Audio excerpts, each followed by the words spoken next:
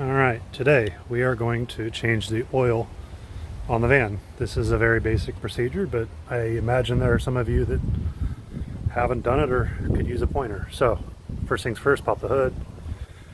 Go ahead and remove the oil cap here and set that where you will not lose it. And then we're going to move down to the bottom side of the car. And we've got a 5-gallon bucket set up already, and what we're gonna do, of course this fan's lifted quite a lot, so buckets fit easily. However, if you don't have it lifted, same principle applies. We'll take a 16mm socket. I put a magnetic insert to help not lose the bolt, because that's messy and not fun. We'll loosen this up. And again, this is the very first oil change on this engine, so hoping for good things. So we'll very carefully remove the bolt here, and we'll take a look. We'll see. There's nothing stuck to it. No big deal. Of course, that's perfectly expected on this engine. At least it better be. So wipe it off. Make sure the threads look like they're in good shape. This has an integrated O-ring built in. This particular version does not need to be changed. Some of them you should change it.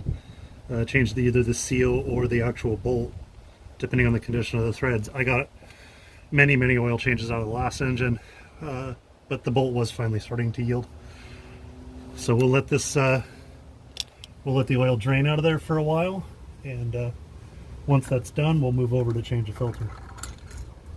Alright, looks like it's pretty much done dripping. It's breezy, and I don't really have time to wait for everything to come out, so it is what it is. We'll put the bolt back in. It's nice and clean. We'll thread that back in nice and smooth. We'll give it a torque to some number that probably ought to know, but tight enough. You don't have to over tighten it. It's not gonna leak. Give her a wipe down, make sure there's nothing after. Good time to check everything out down here. Looks good. So we'll move over to the filter and call it good. Alright, now we're over here on the filter side of the car, and we've got our replacement filter here. It's a Motorcraft FL-820S. This is the OEM filter. They work really well. They have an anti-drain back silicone valve that helps prevent dry start, so we're going to use it. There's a couple ways to do this. One, you grab the filter, you unscrew it, you let it drain. Depending on how much oil your filter has, you may find it value added to drain it first, and my father taught me this method. I'm not sure if it's a go-to or not, but it works well. I use a kind of an angled awl type pick from Mac Tools here, and puncture the bottom, and then before you pull it back out, put your drain under it and let it just drain out like that. Wipe it off. This is a no drip process, so always have a rag ready, and good to go.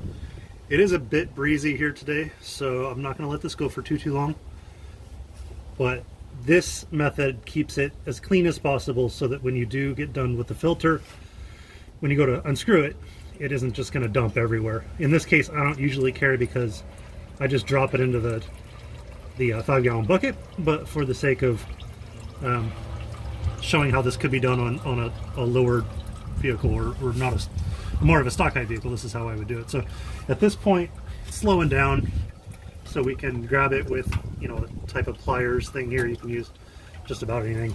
Grab that guy, spin it, it'll start leaking from the top. That's all right. There's a good chance we'll get a splash out of this because this bucket's got a pretty good amount of oil in it, but it is what it is. So So I'm gonna unscrew this and gonna let it drip on our hands a bit here, just because I don't have the patience to let this go. I'm gonna set that down in there, and it did splash, but on our cardboard, so no harm, no foul. That's why it's here. Clean driveway. So while this thing's dripping, you've got a dry seal on the new filter.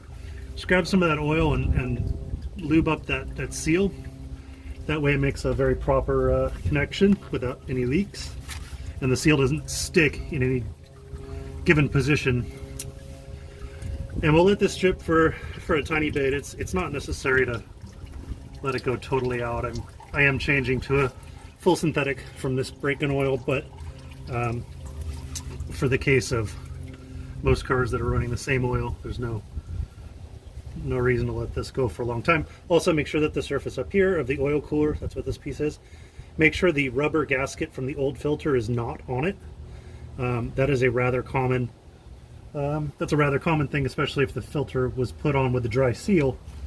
The gasket will stick to the oil housing. When you go to put the new one on, double stack, doesn't work, leaks everywhere. Not the right method. So this thing's good to go. We're gonna go ahead and fill this up first before we put it on. So I'm gonna go do that, and then we'll come back and install it. All right, we're back. Oil filter has been filled with the Mobil 1 oil we're using, 5W20. We're gonna put that up there and spin it on, and we'll snug it up. It doesn't have to be super tight to do its job. You do want to be able to take it off without destroying it, but generally you feel it kind of bottom out. Give it a wipe. That'll look pretty. Sure, right? And you're good to go. So now at this point, we'll go up to the top of the car and we'll fill it up. All right, back up on top of the engine here. So we have the Mobil 1 520. We're going to pour it in. We're going to put in 6 quarts. So each one of these containers I'm using here is 5 quarts. So we'll put in some of this. And then what we'll do is we'll run the car, get it up to temp, check the oil again, and then check the level to make sure it is in fact what we believe it to be. These engines are slightly notorious for making oil go away. Always have been, even fresh. So I'm not of the opinion that you can put too much oil in these. When it's at least just a little bit over, that's not a tragedy in my mind. So we'll pour some of this in, and we'll check it. We'll pour some more of this in because we didn't pour enough, and we'll check it. Seems close-ish. So now we'll